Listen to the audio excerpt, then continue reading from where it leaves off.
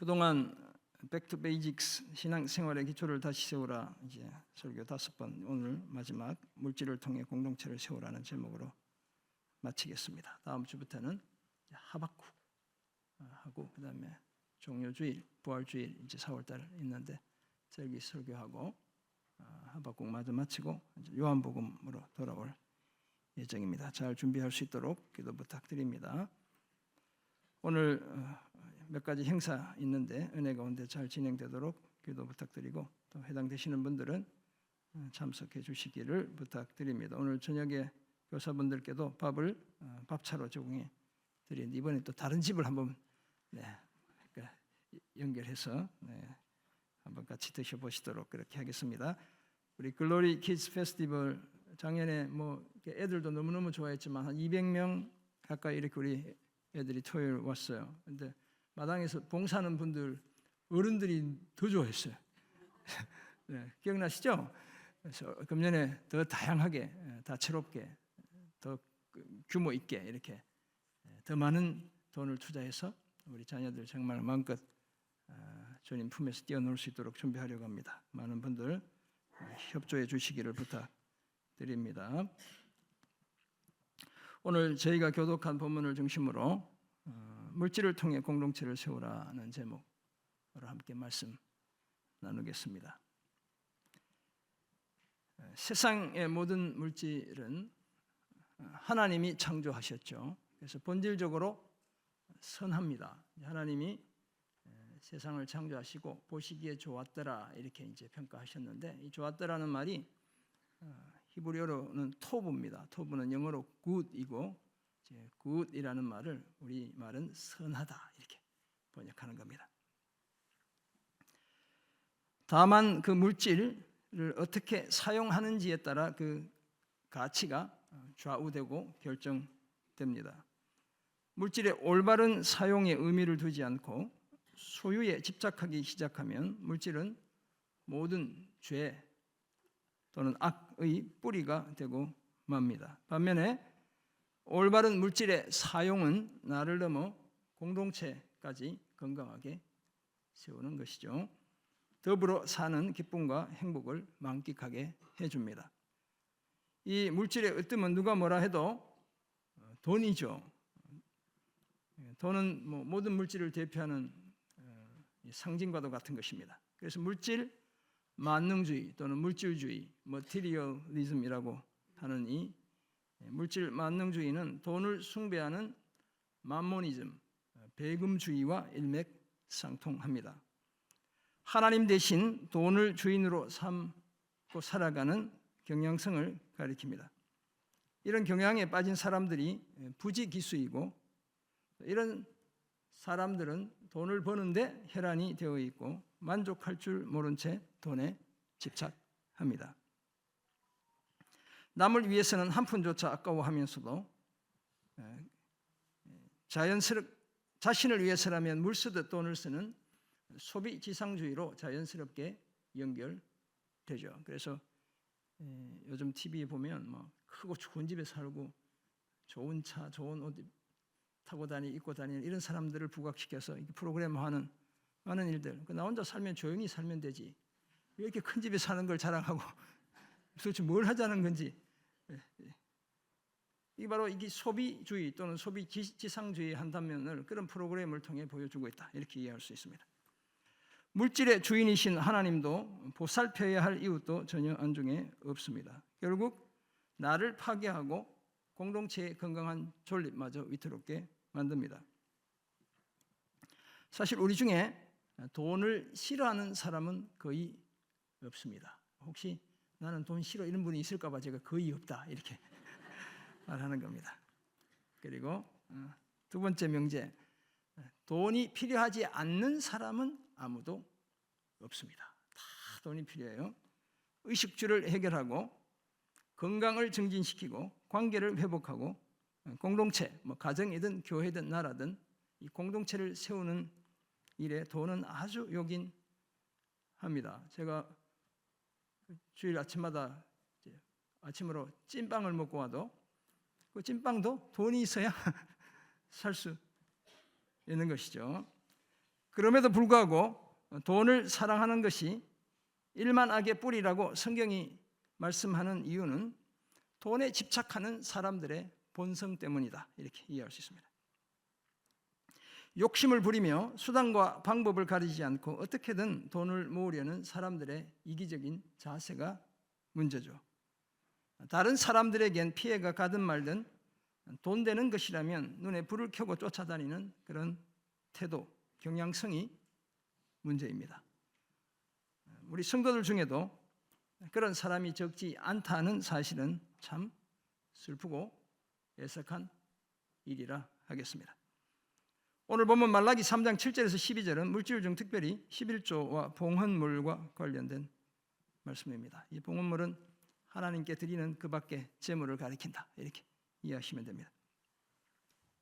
하나님은 백성들에게 자신의 것을 도둑질하지 말라고 말씀하시죠.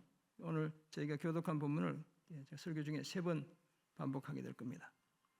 온전한 11조를 나의 창고에 들여 나의 집에 양식이 있게 하라고 하셨습니다. 저는 알람은 아닌 것 같은데 일부 예배는 알람이 8시에 울리는 분이 계세요. 그래서 정확하게 8시에 알람이 울리고, 근데 그 알람을 껐는데 알람을 해지 안 해서 8시 5분 되면 한 번 더 울려요. 우리를 영적으로 알람 시킨다 이렇게 생각합니다. 저희 아내가 워낙 알람을 맞추는 걸 좋아해서 제가 다 이해해요. 온전한 11조를 나의 창고에 들여 나의 집에 양식이 있게 하라고도 3장 10절에서 말씀하시죠. 정직한 물질 생활을 오늘 우리 성가대가 찬양한 것처럼 하나님이 요청하고 계시다. 네, 빨리 맞춰드리겠습니다. 그래야 물질이 차지하고 있는 하나님의 자리를 확실히 하나님께 되돌려 드릴 수 있기 때문입니다. 나아가 하나님의 백성들의 이 공동체를 건강한 신앙 공동체로 세울 수 있기 때문입니다. 이런 소망을 가진 우리가 물질을 통해 공동체를 세우기 위해 물질에 대해 다음과 같은 3가지 사실을 분명히 해야 한다는 점을 오늘 설교를 통해 상고해 보겠습니다. 첫째는 물질의 소유를 분명히 해야 합니다. 우리가 가진 모든 것 하나님의 것임을 분명히 인정할 필요가 있죠. 둘째는 물질의 위치를 분명히 해야 합니다. 그러니까 하나님보다 사람보다 물질을 앞세우지 않아야 되겠습니다. 셋째는 물질의 사용을 분명히 해야 합니다. 나를 위한 사용은 최소화하고 하나님을 위해, 이웃을 위해 물질을 사용하는 그런 우리가 되어야 되겠습니다. 성경에 돈에 관한 이야기가 정말 많이 등장합니다. 크라운 재정교실 자료에 따르면 신구약 성경 개역 개정 기준으로 그 구절 전체가 한 31,100구절쯤 됩니다. 이 중에 7.5%에 해당하는 2,350구절이 돈과 관련된 구절입니다. 성경이 돈에 대해 엄청 말씀을 많이 하고 있다 이렇게 볼 수 있고요. 예수님의 비유는 성경의 신약 성경에 38개 등장하는데 그 중에 16개, 약 42%가 돈 또는 물질과 관련된 비유로 구성되어 있습니다. 이 물질은 삶의 필수적이고 그래서 대부분의 사람들은 돈 하면 자다가도 눈이 번쩍 떠진다 이렇게 이해할 수 있습니다. 오늘 보면 말라기 3장 7절에서 12절도 물질 곧 재물과 관련된 내용이죠. 11조와 봉헌물을 중심으로 하나님과 이스라엘 백성들 간에 서로 다른 입장이 전개되고 있습니다. 그러니까 하나님과 이스라엘 백성들의 어떤 말다툼이 이 본문에 소개되고 있는 거예요. 물질 생활에서 실패한 저들은 하나님으로부터 떠난 상태에 놓여 있었지만 어떻게 해야 하나님께로 돌아갈 수 있는지를 미처 몰랐습니다. 그 이유를 뒤에서 한번 보게 될 겁니다. 3번째 대지에서 하나님은 11조와 봉헌물을 소홀히 하는 저들을 향해 나의 것을 도둑질하고 있다고 말씀했고, 반면에 백성들은 우리는 결코 그런 적이 없다며 발뺌을 했습니다. 하나님은 이런 자기 백성들에게 어떻게 하면 물질을 통해 공동체를 세울 수 있는지를 친절하게 말씀해 주셨죠. 3장 10절에 따르면 온전한 11조를 나의 창고, 하나님의 창고에 드려야 한다고 말씀했습니다. 이런 이해를 바탕으로 물질을 통해 공동체를 건강하게 세우기 위해 먼저 소유를 분명히 해야 합니다. 하나님의 자녀들은 항상 모든 물질을 하나님의 것으로 인정해야 마땅합니다.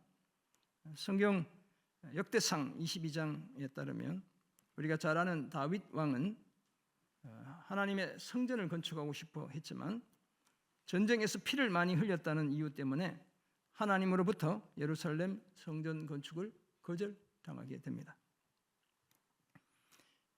이렇게 보기 좋게 거절당한 이후에도 다윗은 건축에 필요한 재료를 준비하는 일에 조금도 소홀함이 없습니다. 그만큼 하나님을 사랑하고 하나님의 공동체를 사랑했기 때문이었어요. 그것도 힘을 다해 준비했는데 성전 기구를 만들 금, 은, 놋, 철, 나무, 보석, 옥돌 같은 재료를 매우 많이 준비했습니다. 이 모든 것 외에도 다윗의 마음이 하나님의 성전을 사모했고 사유한 금과 은도 하나님의 성전 건축을 위해 드리게 됩니다. 다윗은 그 당시 가장 양질의 금으로 여겨지던 오빌의 금 3,000달란트와 순은 7,000달란트를 개인적으로 드렸습니다. 여러분 달란트 하니까 뭐 이렇게 실감이 잘 안 나시죠? 금 3,000달란트는 금이 110톤이야. 네. 와우 하시죠? 요즘 한 돈이 뭐 한 50만 원 넘어간다면서요. 한 돈은 뭐 불과 몇 그램밖에 되지 않는 게 한 돈이잖아요. 근데 110톤을 드린 거예요. 자기 재산에서. 수는 7,000달란트는 260톤에 해당합니다. 이렇게 많은 재물을 자신이 짓지도 못하는 그 하나님의 성전을 위해 개인 창고에서 내어 드린 것이죠.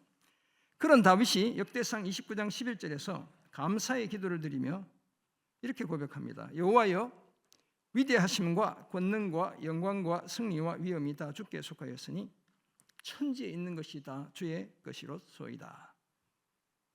신적인 그 성품 또는 속성과 능력은 물론이고 세상의 모든 물질이 다 여호와의 것이라고 고백하고 있습니다.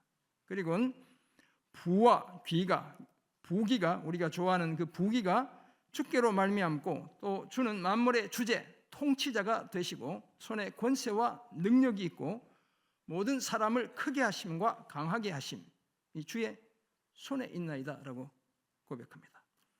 우리가 그토록 바라는 출세 또 주의 손에 달려 있다 이렇게 고백하고 있습니다. 계속해서 모든 것이 주께로 말미암아 사오니 우리가 주의 손에서 받은 것으로 드렸을 뿐이라고 고백합니다. 오늘 우리가 드리는 이 예물 주님의 손에서 받아 겨우 그 중에 일부를 주님께 드리는 것뿐입니다. 이렇게 고백한다는 거예요. 이처럼 다윗은 모든 것을 하나님의 것으로 인정하며 물질의 소유를 분명히 했습니다. 자신이 가진 모든 것이 다 주께로 말미암았고 그래서 주의 손에서 받은 것으로 주께 드릴 뿐이라고 고백했습니다.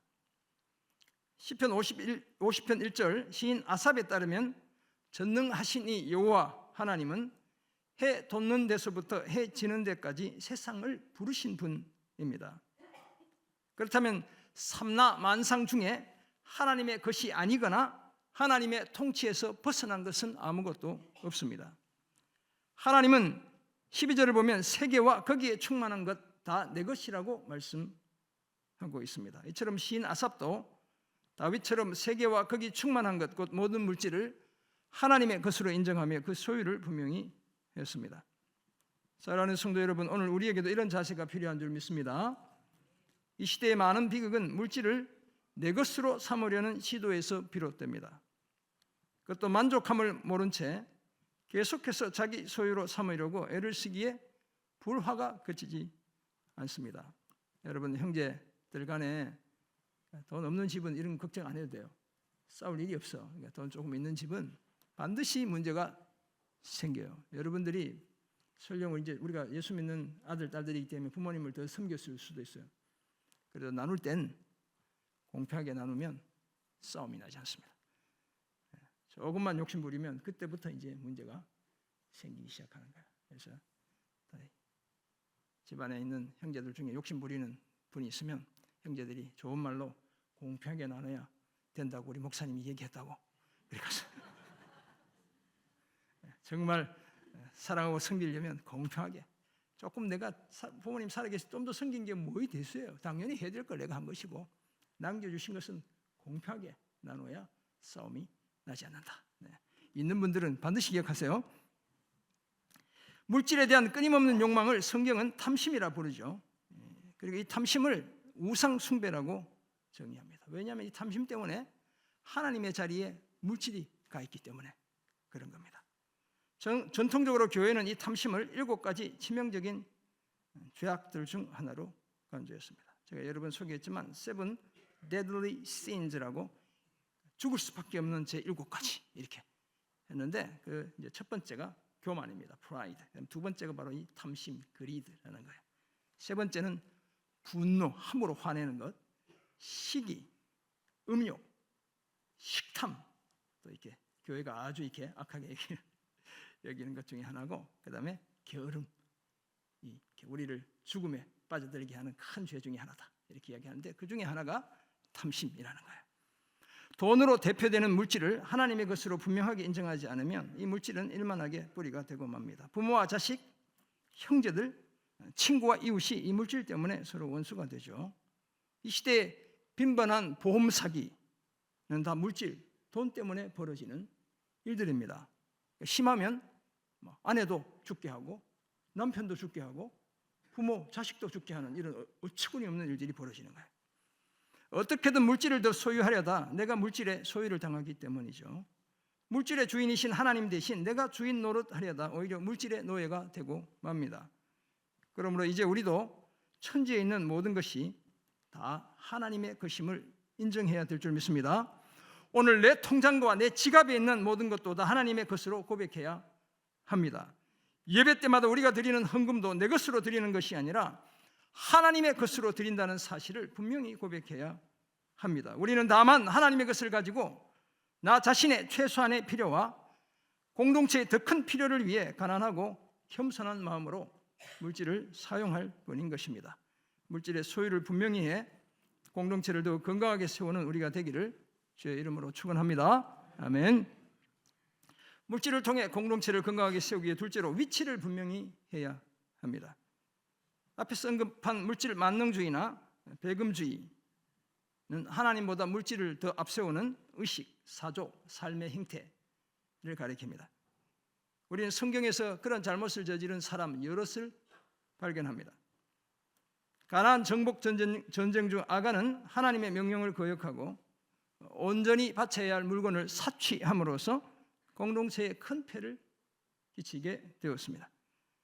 이스라엘의 군대는 여리고성 전투에 이어진 아이성 전투에서 보기 좋게 패했죠. 백성들의 마음이 녹아 물같이 되고 말았다라고 말합니다. 사기가 땅에 떨어졌다는 이런 표현이 되겠습니다. 아간이 노력한 물건 중에 시날산의 아름다운 외투 한 벌과 은 200세겔, 그 무게가 50세겔 되는 금덩이 하나를 보고 탐내어 가졌고 그것을 자신의 장막 가운데 땅 속에 감추었기 때문이었습니다. 하나님의 위치에 물질을 놓아둔 것이죠. 여호와의 엄중한 지시에 따라 온 이스라엘이 그와 물건을 돌로 치고 불사르기까지 했다고 성경은 전합니다. 선지자 엘리사의 사환 게하시도 마찬가지였습니다. 요단강에 7번 몸을 담근 후에 나병을 고침받은 아람의 군대 장관 나아만은 감사한 마음에 하나님의 사람 엘리사에게 예물을 바치려 했습니다. 하지만 엘리사는 여호와께서 살아 계심을 두고 맹세하며 2번이나 그 예물을 거절했습니다.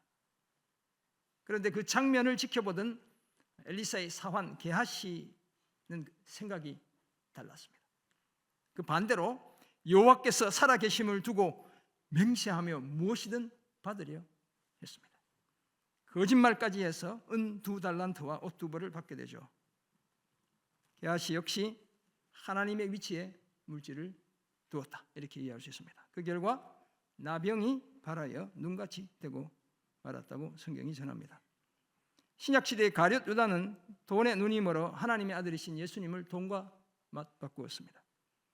모든 만물의 주인이신 분을 은 30개에 팔아 넘겼습니다.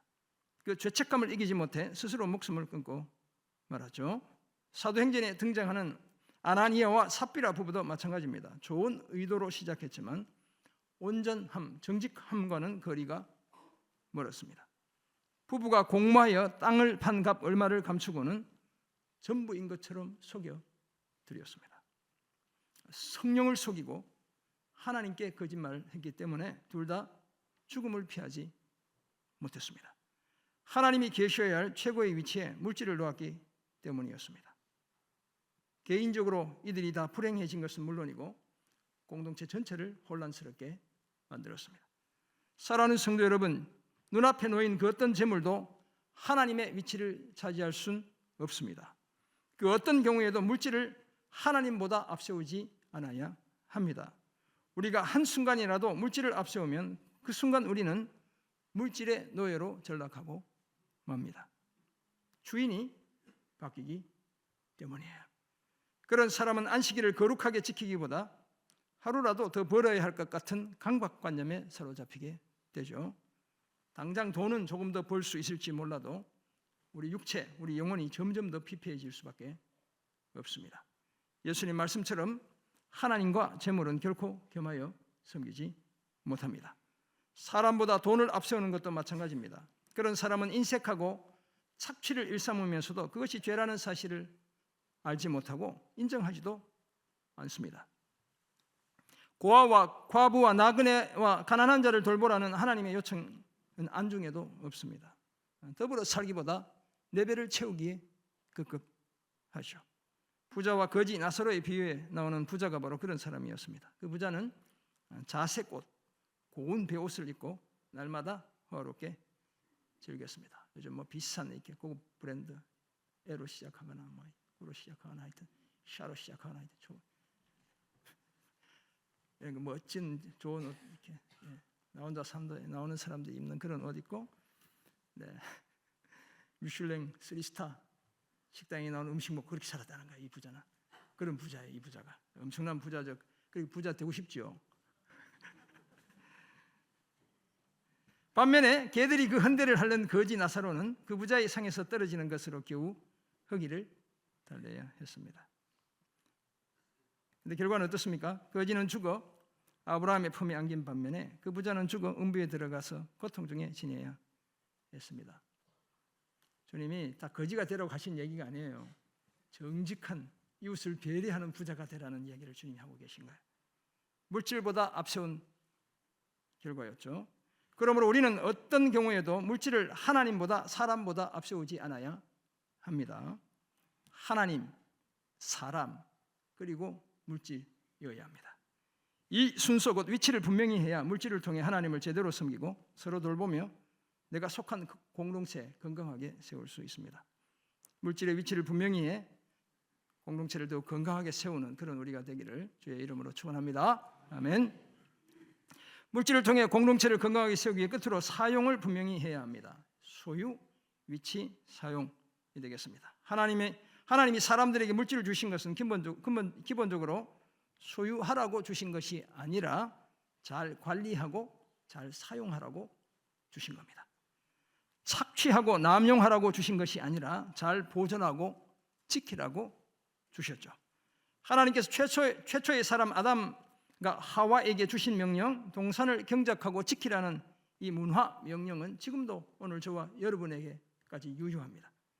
이 명령은 동산의 땅을 포함해 그곳의 모든 물질에 대해 다 적용되는 그런 명령이 되겠습니다.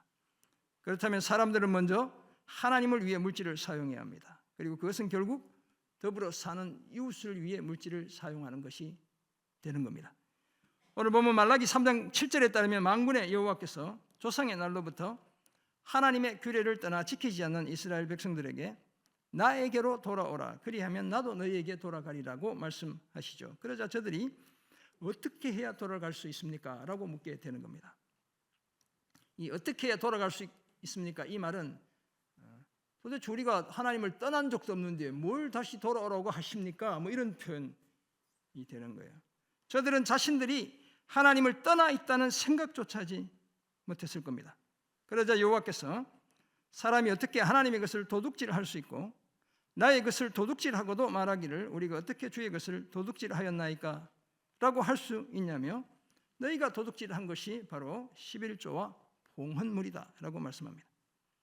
거기에다 너희 온 나라가 나의 것을 도둑질하여 저주를 받았다. 이렇게 말씀 또 하시죠. 9절이 바로 그 내용인데 히브리어로 보면 우리는 그냥 저주를 받았다 이렇게 표현하고 있지만 히브리어는 저주라는 명사와 서로 다른 명사, 그다음에 저주 받았다는 동사를 써서 저주로 저주받았다 이렇게 이야기하고 있어요.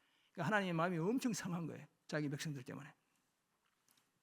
그리고는 온전한 11조를 창고에 들여 나의 집에 양식이 있게 하고 그것으로 나를 시험해서 나를 테스트해서 내가 하늘 문을 열고 너희에게 복을 쌓을 곳이 없도록 붙지 아니하나 보라고 하셨습니다. 그러니까 하나님이 지금 복을 주실 준비를 하고 정직한 물질 생활하기를 요청하고 계신 거예요.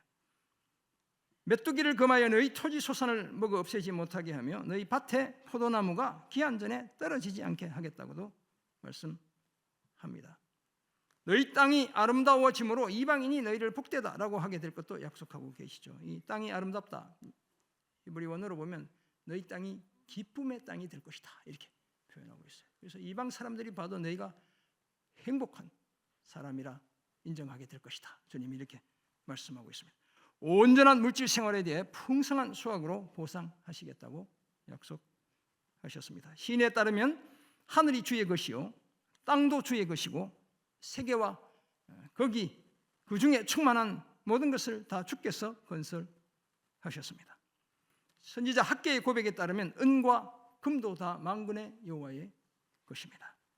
이런 하나님은 아무 것에도 부족함이 없으시고 우리 하나님은 짐승의 고기에 굶주리시거나 그 피에 목마르신 분이 결코 아닙니다.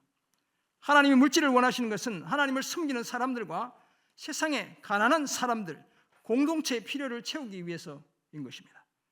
그러므로 하나님의 백성들은 물질의 소유에 집착하기보다 물질의 사용을 분명히 해야 될 줄 믿습니다. 하나님을 위해 이웃을 위해 사용해야 하고 나를 위한 사용은 최소화해야 합니다. 제가 2부 예배 설교를 하는데 제가 비싼 자전거를 사려고 몇 년 동안 지금 벼르고 있어요. 얼마나 비싸냐면 그 자전거가 1,600만 원짜리 자전거예요. 와 하시죠. 그래서 이제 가격이 내려서 이제 이분이 사업을 문 닫을 때가 돼가지고 저보고 이제 얼마 전에 800만 원의 목사님 장로님이에요. 그래서 제가 사겠다고 이제 아내한테 며칠 전에도 선포를 했는데 말씀을 전하는 중에 네가 그래서 되겠냐 이런 사지 않기로 그래서 사지 않기로 제가 마음을 설교하는 중에 먹었어요. 이렇게 설교하면서 제가 지금 타고 다니는 자전거도 아내가 사줘서 충분히 좋은데 또 사야 되나 이런 생각을 주셨습니다. 과도히 아껴 가난해질 것이 아니라 흩어구지하여 더욱 부해져야 될 줄 믿습니다. 올바른 물질의 사용으로 내가 속한 공동체 우리가 함께 건강하게 세워가야 될 줄 믿습니다. 사랑하는 성도 여러분, 산상수훈에서 예수님은 제자들에게 너희를 위하여 보물을 땅에 쌓아두지 말라. 거기는 좀은 이제 벌레를 가리키는 겁니다. 동록, 녹이 해하다, 파괴하다는 뜻을 갖고 있습니다. 도둑이 구멍을 뚫고 도둑질을 하느니라고 말씀하시죠. 그리고는 오직 너희를 위하여 보물을 하늘에 쌓아두라. 거기는 좀이나 동록이 해하지 못하며 도둑이 구멍을 뚫지도 못하고 도둑질도 못하느니라라고 하십니다. 그런 다음 보물이 있는 곳에 내 마음도 있다고 하시죠. 부디 재물 올바르게 사용하라는 그런 당부였습니다. 결론적으로 한 사람이 두 주인을 섬기지 못할 것이니 혹 이를 미워하고 저를 사랑하거나 혹 이를 중히 여기고 저를 경히 여김이라. 너희가 하나님과 재물을 겸하여 섬기지 못하니라고도 하셨습니다. 우리가 하나님과 재물을 겸하여 섬기지 않는다는 분명한 증거가 바로 우리의 물질의 올바른 사용에 있습니다. 제가 이렇게 적어놓고 비싼 자전거 살려니까 많이 부담이 돼요, 안 돼요? 엄청 부담이. 네, 오늘 이 설교 때문에 제가 자전거를 한 대 포기한 겁니다. 마게도냐 성도들은 환난의 많은 시련과 넘치는 기쁨과 극심한 가난이 풍성한 연보 곧 구제 헌금을 넘치게 했습니다. 그들은 힘대로 할 뿐만 아니라 힘에 지나도록 자원하여, 오늘 우리 찬양의 고백 속에 이런 내용들이 담겨 있죠. 이 은혜와 성도 섬기는 일에 참여함을 간절히 구했습니다. 오늘 우리에게도 이런 자세가 필요한 줄 믿습니다. 하나님의 이름으로 서로와 이웃을 돌아보는 일에 우리의 물질을 사용해야 될 줄 믿습니다. 그리고 그럴 때마다 내 것이 아니라 하나님의 것으로 한다는 겸손함을 유지해야 합니다. 물질의 사용을 분명히 함으로 공동체를 더욱 건강하고 아름답게 세우는 우리가 되기를 주의 이름으로 축원합니다. 아멘. 물질을 통해 공동체를 건강하게 세우기 위해 세 가지 분명히 해야 된다. 소유, 위치, 사용을 분명히 해야 된다. 이렇게 생각해 보았습니다. 어떻게 살아야 할까요? 첫째는 정직하게 벌어야 합니다. 돈 자랑하며 하나님께 물질을 많이 드리는 것 능사가 아닙니다. 하나님은 사실 아무 것에도 부족함이 없어요. 제가 자주 말씀드리지만 헌금하라고 하는 건 목사들이에요. 목사는 교회를 조직 교회를 유지해야 되기 때문에 물질이 필요하잖아요. 그래서 이렇게 성경을 따라 고면하지. 우리 하나님은 사실 아무 것에도 부족함이 없죠. 오늘 말라기서를 통해서 하는 얘기도 그 공동체에 소외되고 가난한 자들을 살려내기 위해 주님이 이렇게 명령하시는 거예요. 물론 많이 가졌지만 인색한 것 또한 문제이기는 마찬가지입니다. 어떤 경우에도 우리는 하나님께 드린다는 허울 좋은 명목하에 불의하고 불법하게 돈을 벌지 않아야 합니다. 뭐 로또 해가지고 하나님께 뭐 돈 많이 드리겠다 이런 거 하지 마세요, 여러분. 그런 선언도 하지 말고 고백도 하지 말고 그런 기도도 하지 마세요. 우연히 샀는데 정말 되면 그때 11조나 똑바로 하세요. 그러면 되는 거예요. 우리가 하나님께 드리는 물질에 죄와 악이 묻어 있지 않아야 합니다. 누군가의 피와 눈물과 한숨이 그 재물 아래 놓여 있지 않아야 하는 거예요. 나의 거짓과 불의와 꼼수가 그 재물 속에 감추어져 있지 않아야 합니다. 우리는 정직하게 땀을 흘리고 그 대가를 기대해야 합니다. 내가 사업주라면 좋은 제품, 건강한 음식, 따뜻한 서비스를 고객들에게 제공해야 하죠.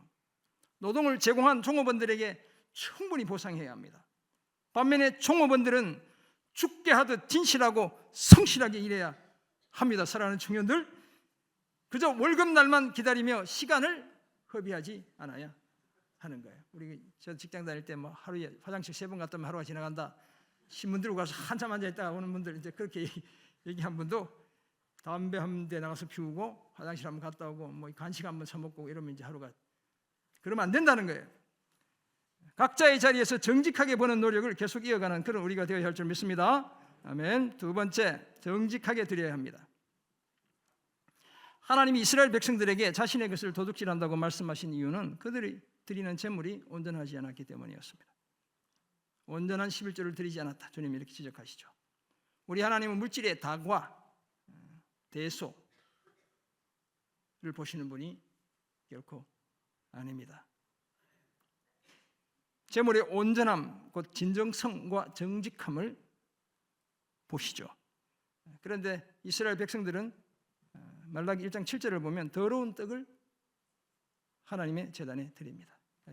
어떻게 보면 좀 심하게 말하면 자신들도 먹지 못할 떡을 하나님께 바치는 거예요. 율법이 금하는 한쪽 눈이 멀거나 병이 든 짐승을 제물로 바칩니다. 그러니까 불의하고 부정한 짐승으로 제사를 드리는 거예요. 우리 시골 말로는 핫발이라고 해요. 핫발이. 여러분들 핫발이 써요? 안 써요? 안 써요? 핫발이 써요? 모릅니까? 핫발이 물건 중에 제일 못난 거 이런 걸 핫발이라고 그래. 그런 걸로 하나님을 예배하는 일에 쓰는 거예요. 사투리구나 핫발이가. 이렇게 제물을 드리는 저들을 향해 하나님은 1장 10절 보면 아예 제단에서 제물을 드리지 못하도록 성전문을 제발 닫았으면 좋겠다. 하나님이 이렇게 이야기하시는 거예요. 훔친 물건, 저는 것, 병든 것으로 드렸기에 저들의 손에서 그것을 받을 수 없다고도 말씀합니다. 이런 행태는 하나님을 속이는 것이고 심지어 저주를 받을 일이라고 밝히고 있습니다. 신앙생활을 오래 해도 많은 분들이 여전히 부담스러워하는 11조. 이 11조는 온전함 그리고 정직함의 최소한의 가늠자인 것입니다. 많은 분들은 막 최대한이라고 생각하지만 그것은 우리가 하나님께 드리는 최소한인 겁니다. 물질이 나의 주인이 아니라 하나님이 나의 주인이라는 분명한 고백이며 척도입니다. 물질 만능주의, 배금주의, 소비지상주의라는 이 왜곡된 시대 정신에 대한 우리의 저항이고 대안인 것입니다. 정직하게 물질을 들여 공동체를 더욱 건강하게 세우는 그런 우리가 되기를 주의 이름으로 부탁드립니다. 아멘. 감리교의 창시자 존 웨슬리는 한 사람에게 있어 가장 마지막으로 개종되어야 할 부분이 있다면 그것은 바로 그의 지갑이다 이렇게 말했습니다. 그는 종종 당신의 지갑이 회개하기 전까지 나는 당신의 회개를 믿을 수 없습니다 라고 말하기도 했습니다. 토니 에반스 목사님은 하나님의 것을 훔치는 것은 경찰서에서 도둑질하는 것과 같다 이렇게 말했습니다. 온전한 물질생활을 하지 않는 성도들을 향해 외친 메시지죠. 사랑하는 성도 여러분, 이제 우리는 하나님의 것을 훔치는 도둑질을 그쳐야 합니다. 물질을 맡은 자로서 성실한 청지기의 소임을 다하며 공동체를 건강하게 세워야 합니다. 그러기 위해 어떻게 해야 한다고요? 물질의 소유와 위치와 사용을 분명히 해야 합니다. 정직하게 벌어야 하고 정직하게 드려야 합니다. 이런 복된 삶을 통해 우리 교회를 복음의 시대적, 지역적 사명을 온전히 감당하는 건강하고 아름다운 행복한 공동체로 함께 세우는 그런 우리가 되기를 주의 이름으로 축원합니다. 아멘. 기도하겠습니다. 사랑해 주님, 오늘 주신 은혜의 말씀을 기억합니다. 정말 정직하게 진실하게 하나님 앞에 온전한 물질 생활 이어가는 저희들 되게 도와주시고 주님이 약속하신 대로 하늘 문을 열고 쌓을 곳이 없을 만큼 복 주시는 그 축복 누리며 살아가는 주님의 귀한 자녀 다 되는 역사 주여 이루어 주옵소서. 감사드리며 예수님의 이름으로 기도드립니다. 아멘.